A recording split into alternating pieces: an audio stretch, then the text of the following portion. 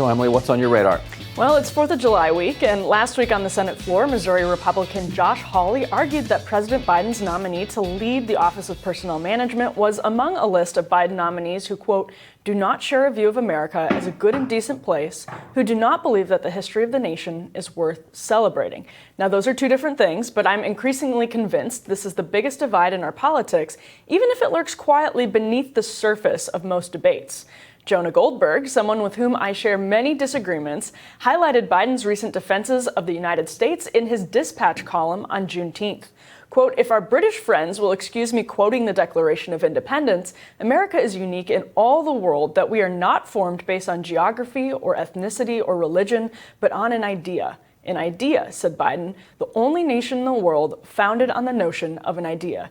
And I'm sure he whispered that gently, and it's obviously some boomer romanticism, but Goldberg was right to note he saw no conservative celebration of Biden's point, even when Biden made that point to Vladimir Putin.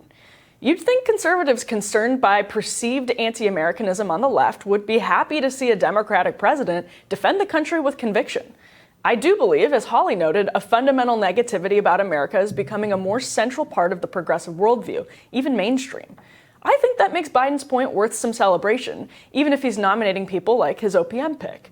On the left, this may be welcome news. It's true that much of our ugly history has historically been whitewashed, swept under the rug, and downplayed. Renewed focus on massacres like the one in Tulsa perhaps restores balance to our culture of rampant, boot-in-your-ass jingoism. Now, I'm of the belief that America is an exceptional nation in the scope of human history. I understand why many disenfranchised Americans have a difficult time seeing a glass that seems half full to me as anything but half empty from their perspective and their experience. The legacy of slavery and Jim Crow looms large. It's actually recent enough in our history that you can literally go on YouTube and listen to audio recordings of freed slaves reflecting on their experiences. But here's the thing.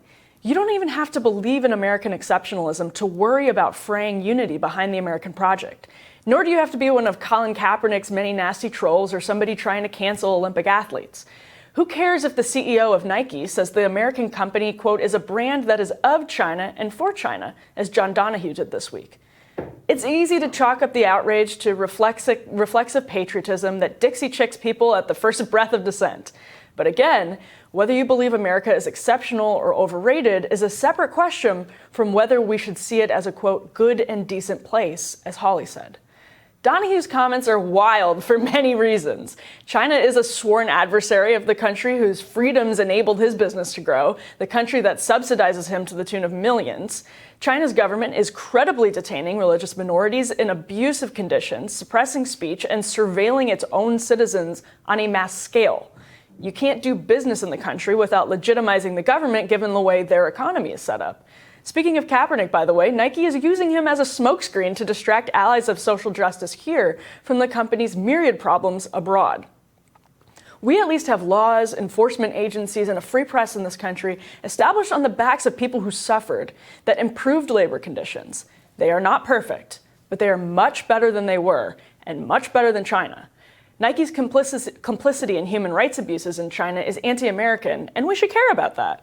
In a sense, of course, it's peak American for a multi-millionaire CEO to make money by exploiting oppression in a foreign country. But more importantly, it's also very American to fight successfully and win tough, even impossible battles against oppression here and abroad. That's objectively true. While I believe it makes America an exceptional power, you don't have to believe in American exceptionalism to believe we are, in fact, a decent and good place, especially relative to the vast majority of places in the sweep of history. If we can accept that, our purpose and our motivations are stronger. If we do not, if we believe America is irredeemable and necessarily defined by past failures over past and future successes, our purpose and our motivations are weaker. We then approach this project that affects all of us and is built on our hard-earned money without hope. Not only is that unhelpful, it's also irrational. And it's what allows the corporatists at Nike to screw this country while profiting off oppression abroad. We have to care about our shared sense of place and identity to agree on and enforce standards of how we should treat each other and treat the rest of the world. You don't have to buy into a lie or accept the unacceptable. There is and always has been a lot of bad in America. That's the human condition. We needn't pretend otherwise, to take pride in the good and to channel that pride into becoming better. Ryan, obviously this is something that I've been thinking about a lot since our conversation went a little bit viral a few weeks ago. And it occurred to me really that this does seem to be something that is lurking quietly under the surface of a lot of the conversations that we have in the country. Because if you sort of are definitionally or defined by the sense of American negativity, and you're talking to somebody who feels as though their worldview is defined by America as a sort of force for positive, that's really hard to kind of bridge those two sides. And I think both sides probably better need to understand where they're coming from, and especially the side, my side, that sort of is reflexively dismissive of people who are very negative about the country when they have had very negative experiences in the country historically and still suffer from the legacies of those experiences. But I'm curious if you agree that this does seem to be something that lurks under the surface of so many of our conversations. I think it does, and I think there is a problem on the left, and I think the impression that people might have taken from my own view is a little off on that question.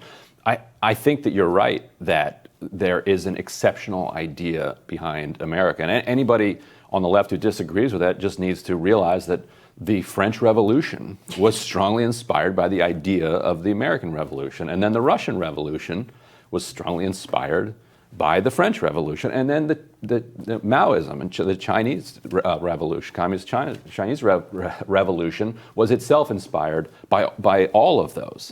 Ho Chi Minh himself, elevated and glorified the American founders and the American Revolution, and he initially thought, wrongly it turned out, that the ideals that America represented would lead the U.S. to understand their bid for national liberation and national freedom. That, of course, turned out not to be the case.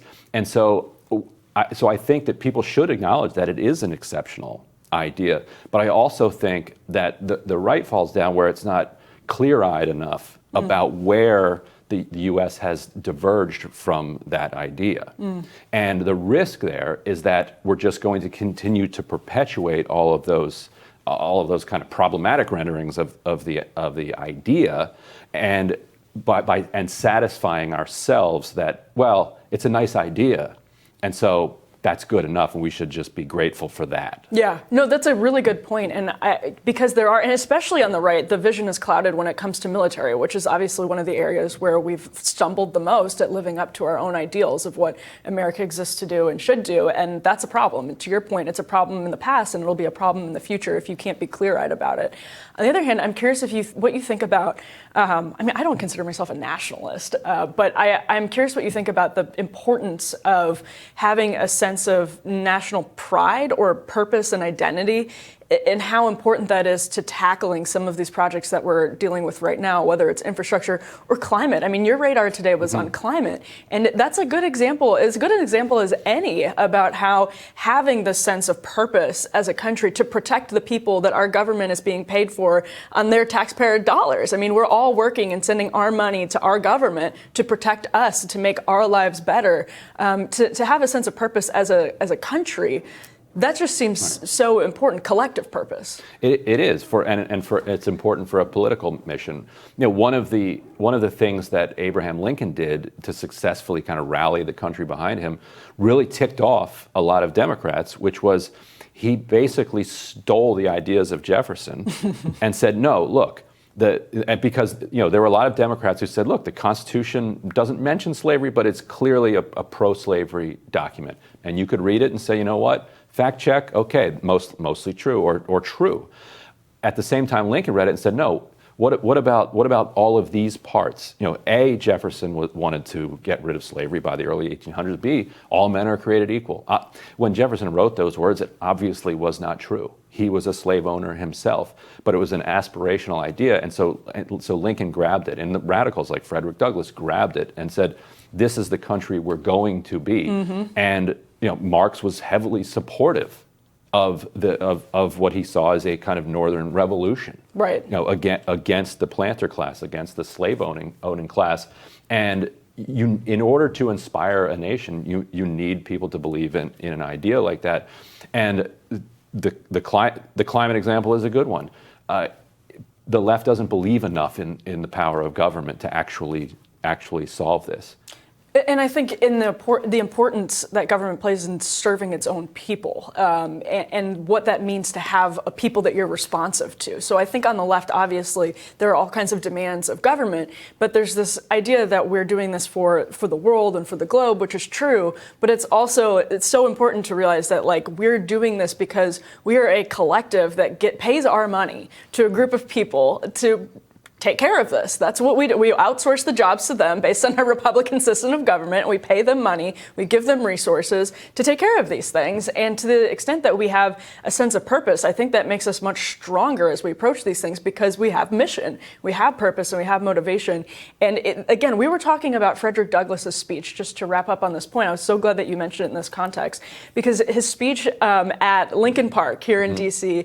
at the unveiling of that terrible freed slave statue, which was funded by freed slaves who gathered the funding for it. But Frederick Douglass spoke at the dedication to that statue, and it's an incredible speech. We urge everyone to go look it up a few weeks ago. But he talks about the flaws and failures of Lincoln versus the accomplishments of Lincoln and how people should balance those and say that we can't expect that we're going to be perfect at living up to our ideals, but we can take the tools that we have in this country, that I think we're very lucky to have in this country, and work really hard to make things better. And we have done that. We have historically done that. It may have been too slow. It's not always been perfect, but we have. And we should be really proud of that. And again, I don't want to sound like whispery, romantic boomer Joe, but we do have something to be proud of in this country. And I think it should inform the way we approach some of these very difficult policy conversations. And I think that will make progress come a little bit easier. And I feel like in some ways the right doesn't have enough pride in the country, in the sense Agree completely. And particularly in the sense that they blanch at the actual history, as if they learned the real history of the country, then their love of the idea would vanish. No, it's okay. Relax. Complication is good. You can learn the truth. It's okay, and then you can still fight to make the world a better place. Yeah, complication and nuance are good things, and I agree. I mean, the right, I think, is too pessimistic about the state of the country. It's something that I didn't like about the way Donald Trump talked about the country constantly. American carnage, which again is very real in certain parts of this country. It's very real, but we do have the tools to overcome it, and I think that's a more important way to see things. And again, that's not to say that we just dismiss anything outright. We don't dismiss suffering. We work to make it better. We've done it. We can do it. It's not easy. It takes a lot of work, but hopefully, again, the fact that we can sort of look back can inform the way we approach the future. Sounds good to me. Team Rising is up next.